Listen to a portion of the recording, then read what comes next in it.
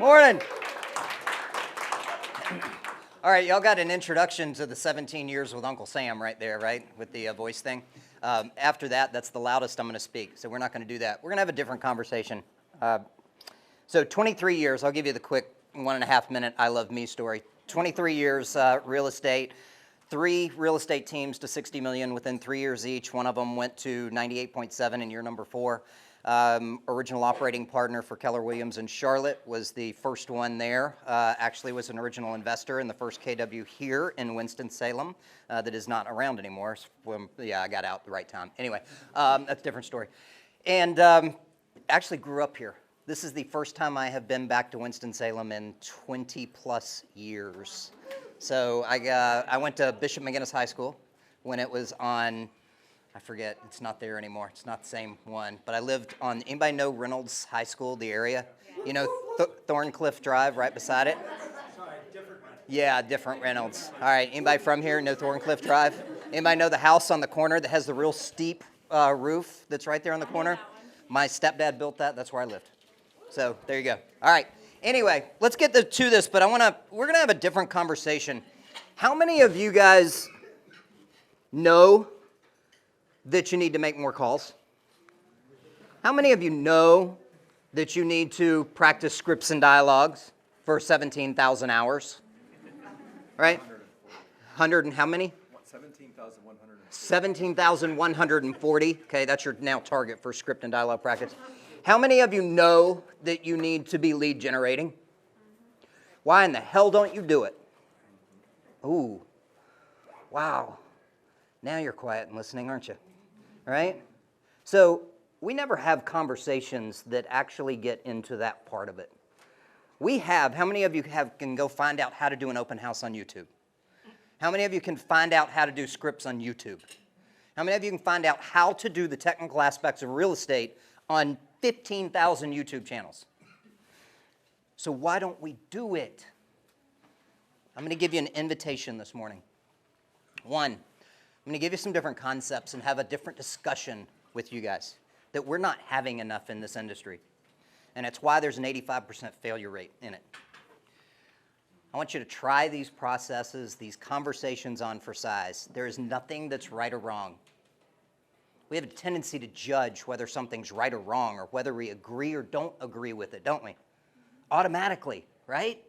When you hear something on TV, you go to a news station, how many of you watch something on the news? How many of you agree with it or disagree with it right there on the spot? Everybody do this. Come on. Yeah, don't lie to me. I know you. It's natural, right? Nothing about this conversation is good or bad either. Ooh. Does that make it so that it's kind of non-judgmental? Doesn't it? If nothing's right or wrong and nothing's good or bad about what the next 30 minutes are going to do, does it allow you to get rid of your assumptions, which in turn allow you to see what your blind spots are? Think about that. What are your blind spots? When we ask the question about why aren't we doing the things that we know we need to do, it's not about finding out how to do them or when to do them. It's because we have blind spots that are there because of our assumptions and our language that we've been brought up with, that we have to look at and evaluate to be able to do the things that we need to do to become the person that we need to become to make and hit the achievements and goals that we set. Because here's the thing. How many of you have goals? Okay? How many of those goals have you not hit yet? Yeah? Why? Because you're not the person that you need to be to hit the goals yet. Otherwise, if you were the person that you needed to be to hit the goals, guess what? You would have already hit them.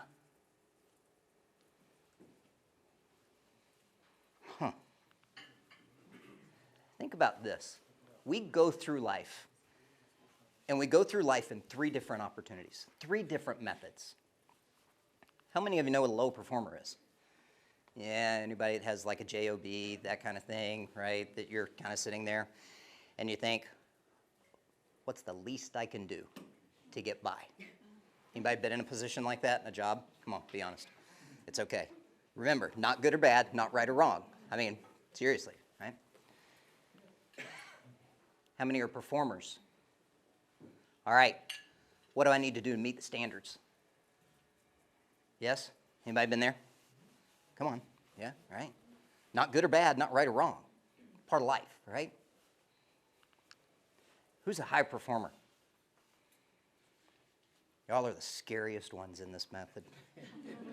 You know why? Because high performers, we have put up on a pedestal and we say, oh my gosh, that's the high performer, right? That's the one that's achieving everything by themselves. Oh, wow. Matter of fact, high performers usually have the most blind spots of anybody out there because I can do it better. I'm not going to give that listing presentation away to somebody else. I'm going on all the listing presentations myself. They can have the buyers because they're not going to do it like I do. Anybody say that this morning? Okay, all right, yeah. So there's a whole nother process though. And this is where I want to go this morning. What's a meta performer? Ooh, that's interesting, right? That's where reinvention, evolution, transformation come into your life. Because remember, to achieve and be a high performer, you are who that person is. But to be more than that and achieve the things that you have in your dreams and goals and your vision for the future, you've got to transform and reinvent who you are. How many of you have gone through reinventions in your life? Lots of them, right? Right, John? Lots of them, right? How many of you need to go through another reinvention and a transformation to get to the next part of your life? I'm in there. Absolutely. Every day. I mean, I have a coach. My coach got on me the other day. Well, how does that help you with that? Fine. Be that way. Okay. So let's talk about growth and what it is. I look at growth as the deepest fulfillment in life comes from growth, not comfort. We have a tendency to make decisions based on how comfortable we are, don't we? Because growth is messy. Growth is ugly. Growth hurts. Growth causes us to suffer when we're going and doing something. My daughter is an Olympian, by the way. Olympic silver medal. Just won the first 2 parts of the Olympic trials for Paris. Yeah, so you want to talk about a growth process, right? Pretty cool. But it's interesting to watch that process and watch the pieces. Well, here, when she started in her sport, it was a freshman in high school. She was a low performer. They had 1 required practice each week. Guess what she did? 1 required practice each week. Then she got a little bit of motivation and said, all right, let's do a little bit more. And so she went to the performer level. Then she went to the high performer level. By the way, the high performer level got her to Tokyo. She went into the Tokyo Olympics ranked #1 in the world for her sport. She did not win. Wait a minute, there's another level. How do we go through a transformation, an evolution, a reinvention to win the gold medal the next time, or even to make it back to the Olympics? Because the reality is not many ever make it back to the Olympics, right? They don't. It's a growth process, and it's something that we all need to do because we are not who we need to be to achieve what we want to achieve today. We're not. Otherwise, you'd already be there.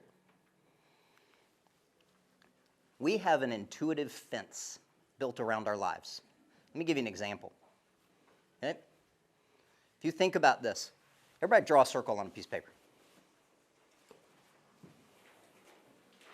Got it? All right, in the middle, I want you to put 1 dot. I want you to put your sales goal in the number of houses that you're going to sell for the next 12 months. Some of you may have a different thing that you're measuring, right? Put that in that middle dot. What's your sales goal? 12 houses, 24 houses, 50 houses, whatever it is. What is it? Everybody has a different number, right? How do you feel with that number? Is it good? You got that? Is it you can hit it? Yeah? Yeah? Okay? You're comfortable with it, right? All right. So ready?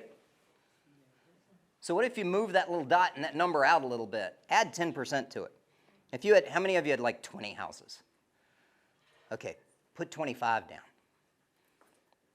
What's happening with your energy as you feel that space? A little bit different? You're starting to go, maybe. How about if you go even bigger? If you had 20, put 30 down. What's that do? Instead of having that number, the one that you put in the center, what's it doing for your energy now? You're starting to feel a little bit more nervous? A little bit scarier to do that piece? Yeah? Is it, yeah? All right, so now let's go a little bit more. If you had 20, what happens if that number just became 40? Are you starting to get to the edge of your comfort level? Are you starting to get a little bit nauseous in there? A little bit scared of what that is? Okay, what if I did this? What if you went from 20 to 100? Or 20 to 150? Does that make you scared? Now all of a sudden you're going, ugh. Right? Where in your part did you hit that fence, that wall, that you went from, yeah, I could do that. Okay, yeah, that's a stretch to, I don't know about that piece. Where was it for you? You know why? Because we have three pieces that are getting in the way of us actually succeeding and hitting and going from that one to that one. Here's what it is.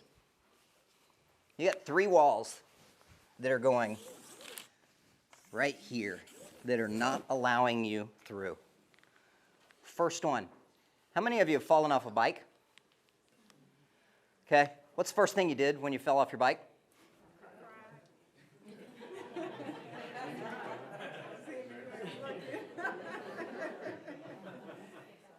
You wanted to find out if somebody saw you fall, didn't you? Right? Because you wanted to look good.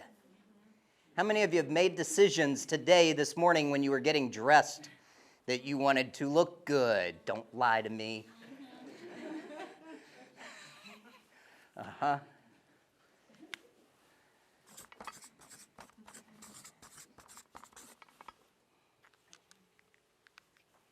How many of you remember back when you were in grade school or high school and you saw somebody that you liked? You may remember that? Okay, I want you to think back, right? You made a stupid-ass decision at one point in time because you liked them. Why?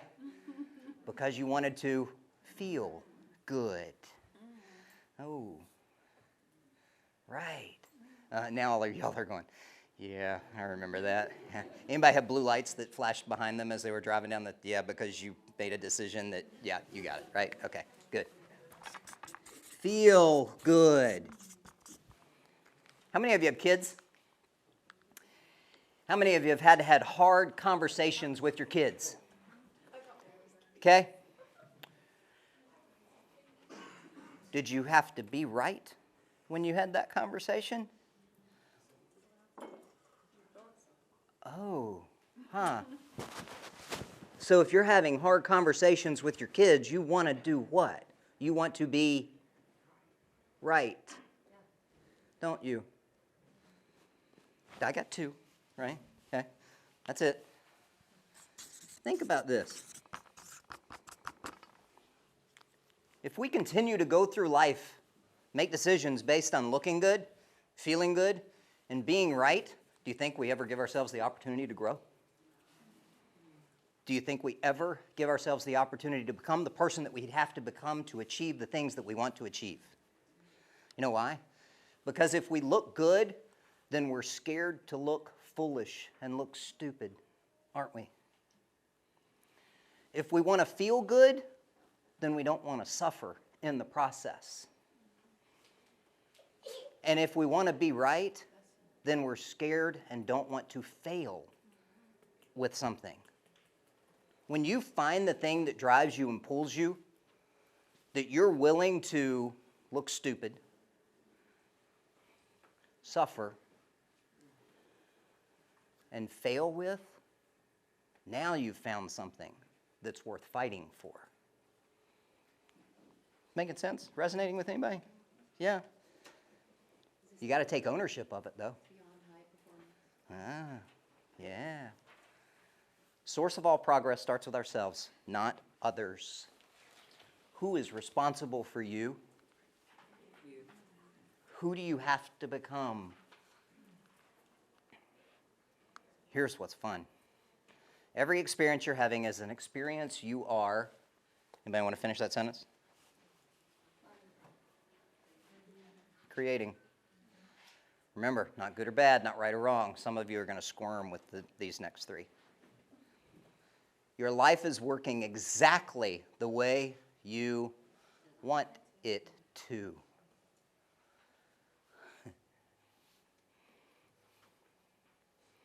Every system works the way everyone in the system wants it to. Interesting, isn't it? Think about that. Every experience that you're having is an experience that you created. You put yourself in the position. We put ourselves in the position. We surround ourselves with people. We get to choose all these things, right? We have the language that creates these things that we are living. Life's working exactly the way. No, but I wanted to do this. I wanted to do that. Really? Well, then why didn't you change to get there? Because it was comfortable to stay where we were and are.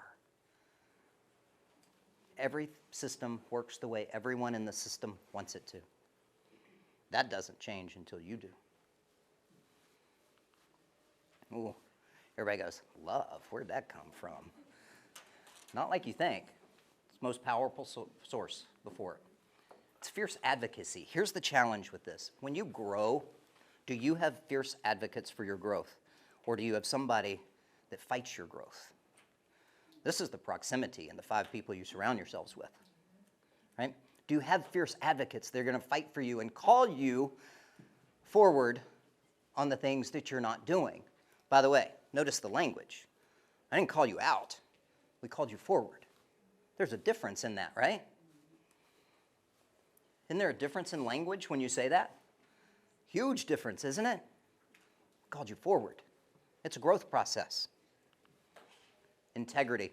I've already made people squirm with this one. Doing what we say we're going to do when we say we're going to do it.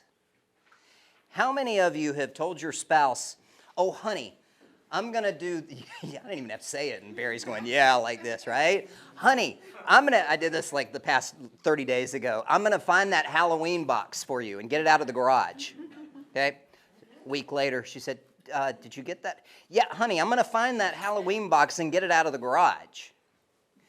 So life changed a little bit. You know what's missing? A deadline. There's a difference between saying, honey, I'm going to find the Halloween box, and honey, I'm going to find the Halloween box by 12 noon today. Think about this. Have any of you said that you're going to do something and not followed through?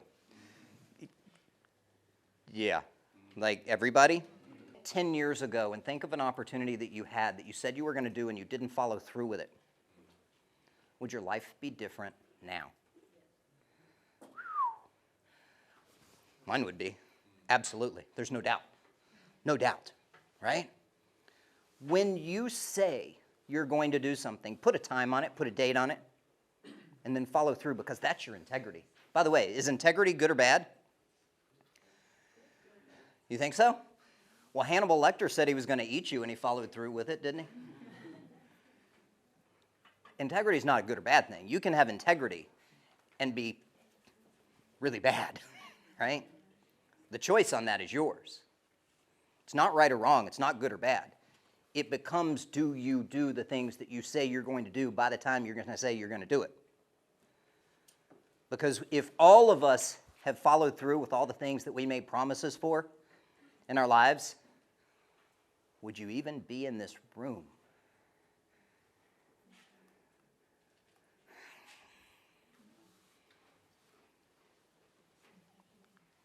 Vision, having a clear picture of the future that ignites the passion in us and others. What's the definition of passion? For those of you who have heard me say this, shut up.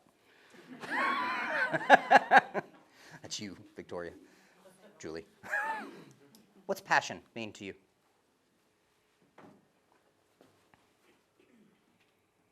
Go ahead, this is the participation part. What you love to do most. Okay, what you love to do most. All right. Having a strong why. Okay, strong why. Okay. We see all these things all the time, right? Passion comes from the Latin word passio, to suffer. To suffer. Are your visions of your future and your life and where you want to be and who you are capable of becoming and what you're capable of achieving big enough for you to suffer to get them? Do you think my daughter's is big enough for her to suffer to get there? Yes.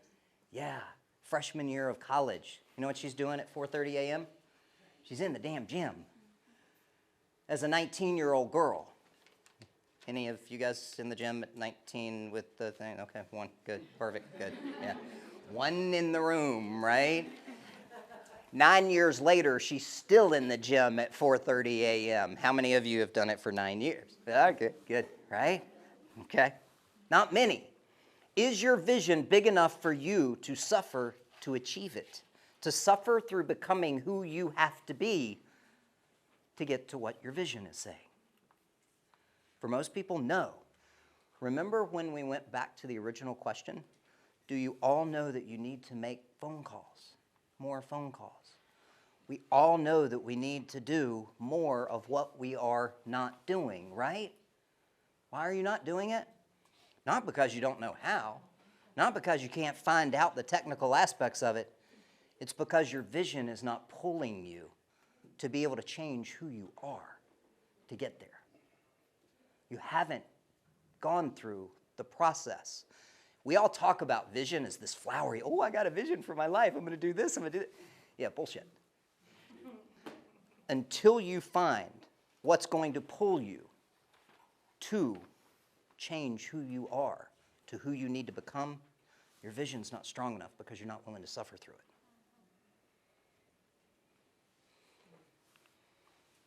I want to do a real quick experiment with you guys.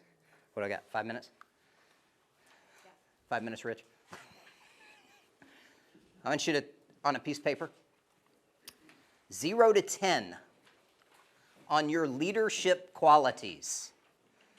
0 to 10 on your leadership qualities. Write down your number. You can do these little boxes if you want to as well. Okay? By the way, anybody a 10? Don't you lie to me and tell me. Okay. All right. Have you achieved everything you wanted to?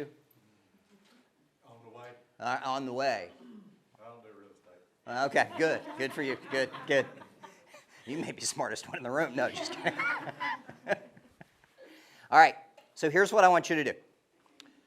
I want you to think about 2 things that you need to stop doing to go from whatever your number is to 2 above. How many of you were 9s? Anybody an 8, 7, 6? Okay. To go to the next level, write down 2 things that you need to stop doing today that will help you get there. For me, first time I did this, it was like, I've got to learn how to say no more. Yes? Because we want to please, right? We want to look good, feel good, be right. So what do we say? Oh, yeah, I can help you do that. Yeah, I got that. And then all of a sudden you're, yeah. Yeah, you're the martyr and the missionary at that point in time, right? Okay. 2 things that you're going to start. 2 things that you're going to start doing. And then I want you to write down the result, the new result of doing those 4 things. 2 stop, 2 start. What's the new result? Got the new result? Give me a new result. Who's got a new result? What's it do for you? Confidence. Okay, confidence. What else? More money. More money. Okay. What else? More time. More time. What else? Anybody else? More control. More control. Okay. What else? Attitude. All right, so you know what I notice about all of those new results? What lives in vagueness stays in vagueness. I know that's a play off the Las Vegas thing, right? Look how vague those things were.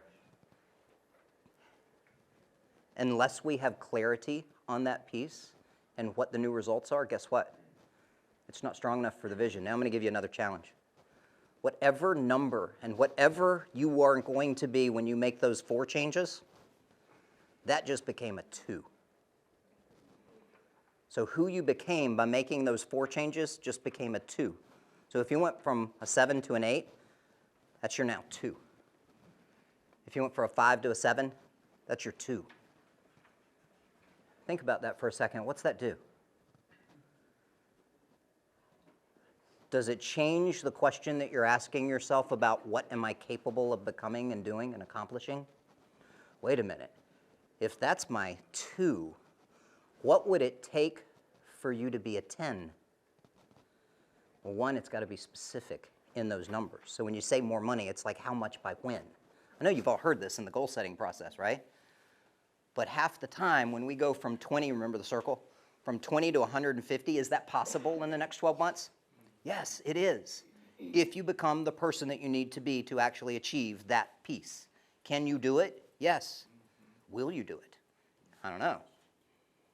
Is your vision strong enough for you to suffer to become a new person? That's something only you can answer. Energy. Guys, this is a choice. Not a luxury, it's a choice. Are you making the choice to have the energy to become who you need to be, to achieve your vision? You think about your vision. The reality is it's never about the money. We've talked about this, right? It's about what it does. It's about the effect that you have. It's about how many lives you change, who you affect that's around you. That's why you're doing it. That's why you're doing it. I know it is. How many lives can you change by hitting and achieving what your true vision is and becoming who you need to be?